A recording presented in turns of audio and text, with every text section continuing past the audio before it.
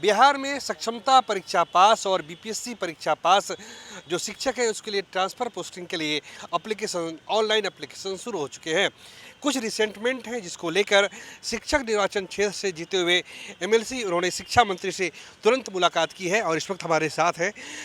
Sir, सबसे पहले आपसे ही जानना चाहेंगे क्या बात हुई है शिक्षा मंत्री से? देखिए, बात सकारात्मक हुई है और जो शिक्षक की मांग है, हम लोग तो मांग कर रहे थे शिक्षकों के लिए ऐच्छिक स्थानांतरण कीजिए, लेकिन ऐच्छिक पर नहीं, लेकिन प्रखंड की बात पर इन्होंने समय मांगा है, कहा है कि हमको समय दीजिए। हम इसमें सुधार की बात, जो गृह अनुमंडल, जो पदस्थापन अनुमंडल को छोड़कर ऑप्शन 10 ऑप्शन देना है, तो इस सब पर विचार हम लोग कर रहे हैं, मंथन चल रहा है और सकारात्मक हम शिक्षकों को जिलों से, चूँकि हम लोग की एक शंका थी कि जब गृह अनुमंडल और पदस्थापन अनुमंडल को छोड़कर अगर 10 ऑप्शन अनुमंडल का देना होगा तब तो सबको जिला बदर होना पड़ेगा। हम लोग विरोध इसी का कर रहे थे और चूँकि विभाग ने ही सक्षमता परीक्षा लेकर जो परीक्षा पल घोषित किया उसमें जिला का अलॉटमेंट भी कर दिया, तो फिर अब जिला बदर करने की बात अब हो रही है इस नियमावली और मार्ग निर्देशिका से। तो इसी की बात करने गए थे। उन्होंने एक अंत में ज़रूर ये बात कही कि हम जिला में ही शिक्षकों को रहने देंगे, जिला से बाहर नहीं करेंगे। ये बहुत इंपॉर्टेंट बात कही है। सर, क्या बात हुई है?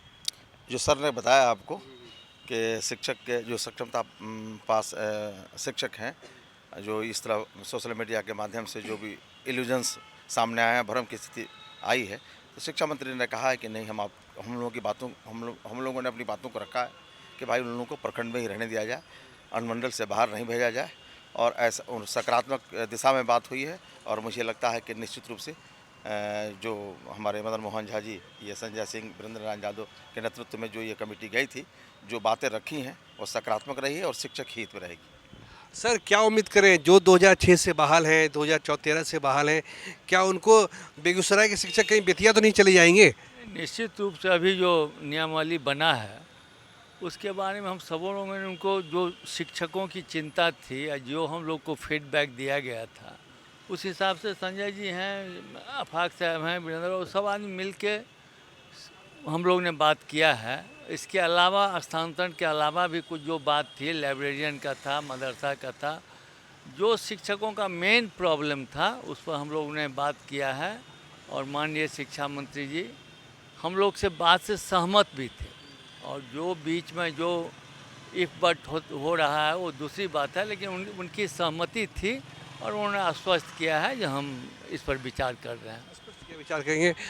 सर, जो इन्होंने बात कही है कि जिला में ही रहेंगे, इन्होंने आश्वासन दिया है, शिक्षक क्या उम्मीद करें? जो बिहार में 4 लाख से जो ज़्यादा शिक्षक हैं, वो क्या उम्मीद करें आप लोगों से? शिक्षा मंत्री से हम लोग सभी जो विधान पार्षद मिले हैं उनसे वार्ता के दरमियान सब कुछ सकारात्मक लगा और अब शिक्षक जिला में ही रहेंगे। और भी हम लोग ये जो नियोजित शिक्षक हैं जिन्होंने सक्षमता परीक्षा पास की है, हाँ, उनके बारे में भी निर्णय है। तो सबके बारे, हाँ जिले में ही रहेंगे? हाँ, सब लोग जिले में रहेंगे, सबको जिले में रहेंगे। जो बिहार लोक सेवा आयोग से आए हैं वो भी जिले में रहेंगे, उनको भी स्थानांतरण की सुविधा दी जाएगी। और हम लोगों ने संयुक्त रूप से सभी विधान पार्षद ने हम लोगों ने प्रस्ताव दिया है कि उनको प्रखंड उसको यूनिट मान के उसके आसपास ही रखा जाए और शिक्षक को सहज अवस्था में रखा जाए, तभी बिहार की शिक्षा का ठीक से निर्माण हो सकता है, गुणवत्तापूर्ण शिक्षा दी जा सकती है। हम लोगों की दृढ़ मान्यता है। आगे भी हम लोग माननीय मुख्यमंत्री से मिलेंगे और भी जो संबद्ध लोग हैं उनसे मिलेंगे और यह लागू होगा।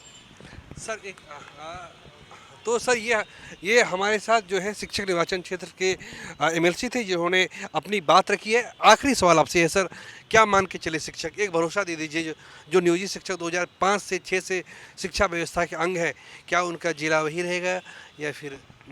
देखिए, शिक्षक के हित में ही, शिक्षक की बातों को ही, शिक्षक की आशंकाओं और भ्रम को दूर करने के उद्देश्य से ही हम लोग सब मिलकर सामूहिक रूप से शिक्षा मंत्री से मिले हैं और बहुत ही सकारात्मक बातें हुई हैं।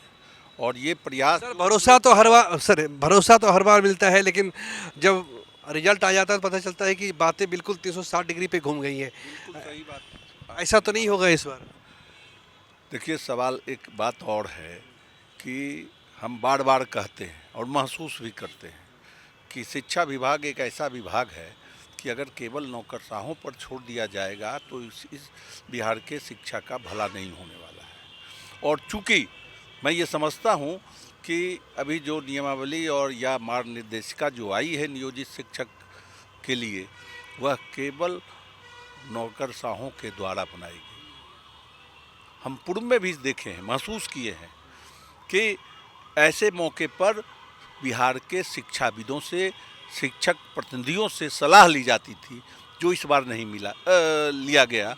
लेकिन अब मुख्यमंत्री जी से भी मिलेंगे और शिक्षा मंत्री से जो आज बात हुई, उन्होंने बिल्कुल सकारात्मक बातें करके हम लोग जो सुझाव दिए हैं और उसी के तहत उन्होंने आश्वासन भी दिया है। हमसे बात करने के लिए आप सभी का शुक्रिया। तो ये हमारे साथ शिक्षक निर्वाचन क्षेत्र से जुड़े हुए शिक्षक एमएलसी थे। जिस तरीके से ट्रांसफ़र पोस्टिंग के लिए आवेदन शुरू हो गया है, उसमें जो नियोजित शिक्षक है उनके सामने एक बड़ी उहापोह की स्थिति ये है कि वो जिस ज़िले में काम कर रहे थे, कहीं उन्हें दूसरी ज़िला तो नहीं भेज दिया जाए। मान लीजिए कोई कैमूर के कोई शिक्षक है जो नियोजित शिक्षक है, कहीं उनकी पोस्टिंग कटिहार तो नहीं हो जाएगी और कटिहार के शिक्षक कहीं आरा तो नहीं चले जाएंगे। ये उनके सामने एक दुविधा वाली स्थिति थी। लेकिन आज 5 शिक्षक एमएलसी ने शिक्षा मंत्री से तुरंत बात की है। ये शिक्षा मंत्री का कार्यालय है और एक भरोसा, एक मोटा मोटी जो बड़ी खबर हम आपको दे रहे हैं वो ये है कि जिले से बाहर वो नहीं जाएंगे, जिले में ही रहेंगे। आसपास के स्कूल वो जा सकते हैं लेकिन जिले से बाहर नहीं जाएंगे, ऐसा भरोसा शिक्षा मंत्री ने इन लोगों को दिया है। कैमरा पर्सन श्याम के साथ प्रीतम कुमार, कशिश न्यूज़, पटना।